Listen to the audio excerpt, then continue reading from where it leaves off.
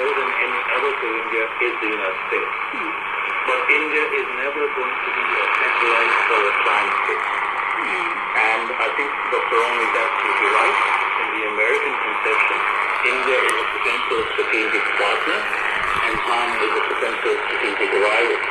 So the danger for India, if for China. too much, it becomes counterproductive. Because India does have options right now. Well, Professor Singh, what do you think about this issue? What do you think about the role that India can play? I mean, can India step up and play the role more like Turkey has been doing in this crisis? Providing a platform for both sides to come and talk.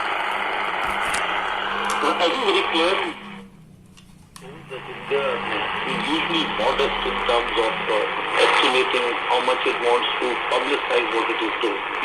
But if you look at the flood of visits that have happened to New Delhi from world over, I think in March or even now that is continuing, or online conversations that Indian leaders